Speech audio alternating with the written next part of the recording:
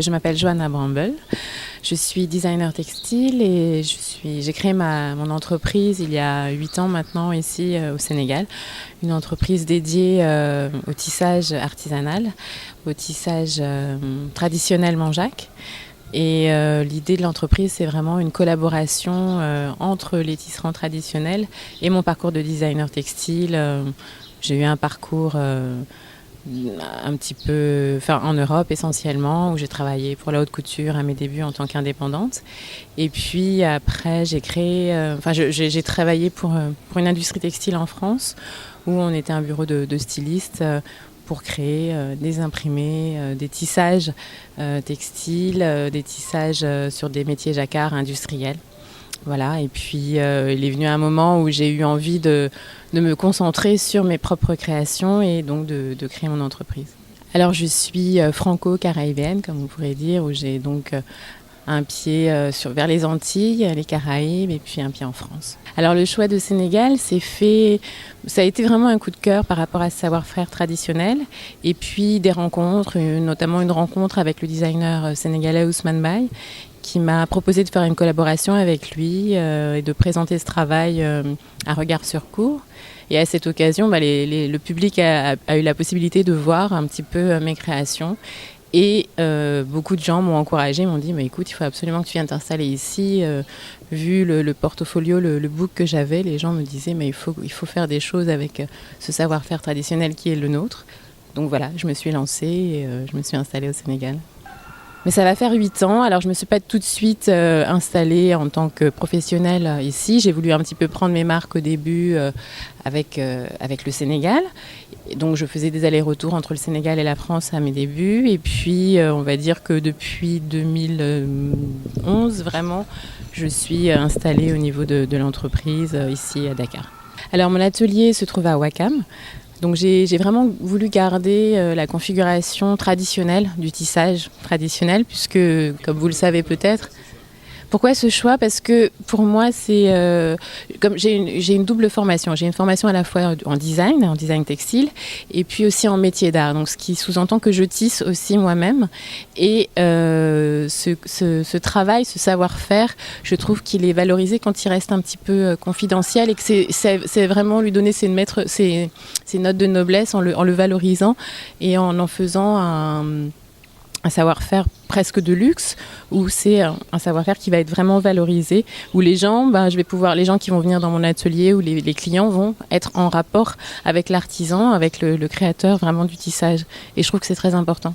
Alors les matières, on a la chance maintenant de pouvoir trouver à nouveau du coton sénégalais. Donc je travaille, la base est toujours le coton d'ici. Et puis après, je peux être amenée à travailler avec du coton filet main qui peut venir des régions de Tambacounda ou autres. Ou parfois, je fais des collaborations avec d'autres pays comme le Mali ou le Burkina Faso, où là, le coton peut être filé ou tissé traditionnellement à la main. Et puis après, les matières, moi je suis vraiment une amoureuse des matières, donc j'ai pas vraiment de limite. Parfois, je vais tisser des fibres un petit peu insolites, comme des bandes de cassettes audio. Je sais pas, vous avez peut-être aperçu dans l'atelier, il y a des bandes de cassettes audio. Je peux travailler avec de la soie, avec du fil de cuivre, qui va permettre de mettre en forme le tissu pour créer éventuellement des luminaires, des choses comme ça. Donc je me limite pas au niveau des matières, en fait. Ouais, tout à fait. Ouais, absolument. Ouais, ça c'est un volet très, très important pour moi, le côté transmission. C'est-à-dire que moi j'ai maintenant plus de 15 années d'expérience et la transmission est très importante. L'échange de savoir-faire, l'échange des parcours. Et donc il y a quelques années, j'ai commencé une collaboration avec une ONG sénégalaise qui s'appelle la Cora PRD et qui a dédié un volet au tissage pour les femmes. Donc elles ont commencé leur formation avec des femmes du Burkina, puisque en Afrique de l'Ouest, ce sont plutôt les hommes qui tissent. Il y a quand même assez peu de femmes qui tissent. C'est uniquement au Burkina que les femmes se sont mises au tissage par le biais de Thomas Sankara, qui a vraiment voulu développer le tissage made in Burkina. Et donc, ce sont d'abord les femmes du Burkina qui les ont formées. Et puis ensuite, on s'est rendu compte que finalement, ces tissages étaient un peu un copier-coller de ce que faisaient les femmes du Burkina. Donc mon intervention, ça a été de dire, mais nous, on a une identité ici au Sénégal, donc comment est-ce que vous pouvez introduire cette identité dans vos tissages? Donc je leur ai donné différentes pistes, différentes techniques, qui a permis qu'elles s'approprient vraiment ces tissages et qu'aujourd'hui, elles font des tissages qui sont uniques, qui ne sont pas les tissages du Burkina, mais qui sont leurs tissages à elles. Très bien, c'est vrai qu'au début, sur des projets comme ça avec des femmes, c'est pas toujours évident, parce que bon, il y a on va dire, il y a la configuration familiale qui n'est pas toujours évidente, où les femmes ont un certain nombre de tâches à effectuer au sein de la famille.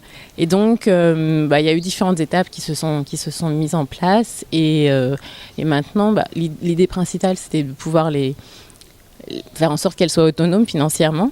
Et donc, je pense que c'est un challenge qui est assez réussi, où maintenant, on envisage aussi des collaborations entre mon entreprise et elle-même. Donc, il y a des choses qui sont vraiment en train de bouger. Les difficultés que je rencontre le plus souvent, c'est des difficultés plutôt de logistique, parce que pour l'instant, la configuration de l'entreprise, c'est quelque chose d'assez confidentiel. Donc quand je dis confidentiel, c'est-à-dire qu'on est une petite équipe. Et je fais beaucoup de choses, je fais tout.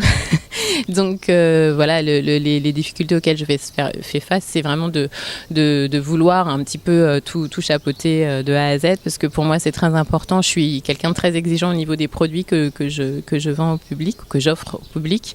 Donc les difficultés, elles ont évolué dans le temps. C'est-à-dire qu'au début, c'est vrai que quand je suis arrivée, étant très exigeante, et parfois au niveau du savoir-faire, il y avait un manque d'exigence au niveau des tisserands. Donc il y a vraiment eu un travail de sensibilisation auprès des tisserands, de leur montrer l'importance qu'un travail bien fait, bien fini pouvait avoir, parce que l'idée, c'est de pouvoir exporter, de pouvoir donner une visibilité à ce savoir-faire, et donc il faut qu'il soit irréprochable, parce qu'au jour d'aujourd'hui, on a une concurrence qui est énorme au niveau du textile. On trouve des textiles à travers le monde entier. Moi, c'est une des raisons qui a fait que j'ai choisi ce module d'expression, le tissage, parce que c'est à travers ce module qu'on arrive à un peu trouver l'identité d'un pays. Et donc, c'est vraiment important pour moi que ça puisse se perpétuer et se transmettre. Alors, je travaille avec 4 tisserands qui sont ici en permanence, et selon l'activité, il peut y avoir des prestataires de services qui vont rentrer en ligne de compte. Voilà. Le chiffre d'affaires, il est, on va dire, il est en progression constante depuis que j'ai commencé. Donc, je croise les doigts pour que ça continue comme ça. Mais c'est vrai que quand on a des activités comme celle-ci, je veux dire, jamais rien n'est acquis. On connaît aussi les conjonctures actuelles, les fluctuations au niveau des pays et autres. Donc, je suis toujours très prudente. Et on va dire, dank, les choses, elles se mettent en place tranquillement, et voilà, ça. Alors mes débuts ici au Sénégal, ça a été, comment je pourrais vous dire, c'était un coup de cœur vraiment avec le Sénégal. Parce que moi, comme je vous ai dit, je suis d'origine plutôt de l'autre côté de l'océan, donc au niveau des Antilles. Et il y a toujours eu cette attirance pour l'Afrique, ce continent auquel on est lié intimement, mais sans vraiment savoir comment. Et donc voilà, il y avait cette quête, je pense, un peu inconsciente de revenir sur la terre-mère. Et donc le Sénégal m'a vraiment ouvert ses portes. C'est vrai que quand je suis arrivée, j'ai eu pas mal de connexions. J'ai notamment eu un petit temps que j'ai passé chez Aïssa Dione, que vous devez connaître, qui est une grande maîtresse du pagne tissé, et qui fait beaucoup de choses pour le tissage et pour le tissage du Sénégal, généralement à travers le monde. Donc j'ai fait un petit passage dans son entreprise, et puis voilà, les choses se sont faites d'elles-mêmes. Je ne pensais pas forcément revenir au Sénégal. Ousmane Baye m'a proposé de faire une exposition, et puis les choses se sont enchaînées comme ça, spontanément. Je fais des expositions régulièrement. Cette année, j'ai fait une exposition au Maroc. C'était un salon qui était dédié à l'entrepreneuriat féminin, justement, où il y avait des femmes qui venaient de toute l'Afrique.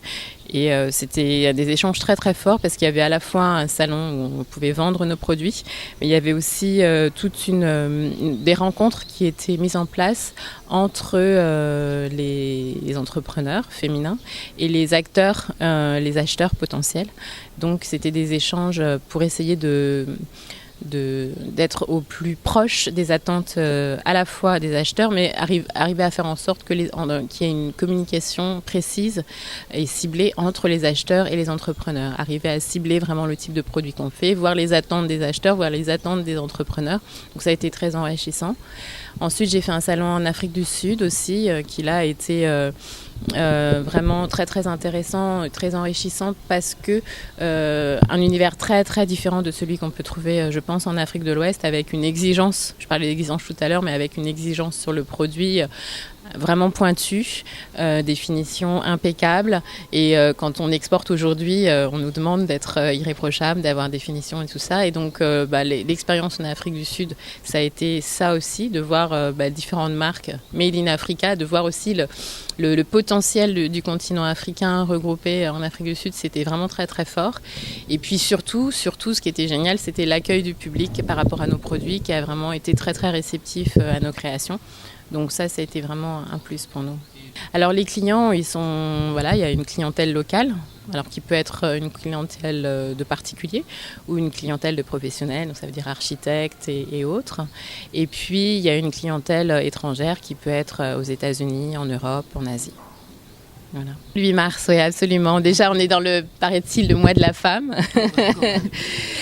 Alors le 8 mars, j'arrive des régions. Là, j'ai passé un bon moment en résidence du côté en dessous de Tambacounda, dans un village qui s'appelle Sintian. Et j'ai été confrontée aux réalités du milieu rural. Et j'ai envie, à l'occasion de ce 8 mars, vraiment de leur rendre hommage, parce qu'il y a eu de vrais échanges qui se sont passés entre elles et moi, où j'étais partie avec mon métier à tisser et elles se sont appropriées ce métier à tisser. Et ce sont des femmes qu'on ne voit pas, mais qui au quotidien font énormément de choses. Donc je pense qu'à l'occasion de ce 8 mars, par le biais des réseaux sociaux, je vais faire un certain nombre de publications qui vont leur rendre hommage. Non, bien sûr. Bien sûr, le 8 mars, on va dire, c'est un clin d'œil. C'est un clin d'œil à la femme et c'est une journée qui se positionne. Mais au-delà du 8 mars, c'est tous les jours arriver à faire en sorte que les femmes, leurs droits puissent être défendus, qu'elles puissent, comme je l'ai dit avec l'association, avec l'ONG La Cora, puissent acquérir une certaine autonomie pour pouvoir se développer et faire avancer le pays, parce que je pense qu'il y a beaucoup de choses qui pourront passer par les femmes pour que le Sénégal bouge et avance et montre tout son potentiel au monde extérieur. Pour moi, la femme sénégalaise, c'est vraiment arriver à trouver un équilibre. Pour moi, tout est question d'équilibre. C'est arriver à trouver un équilibre entre le traditionnel. Et moi, c'est ce que j'essaye de faire à travers mes tissages.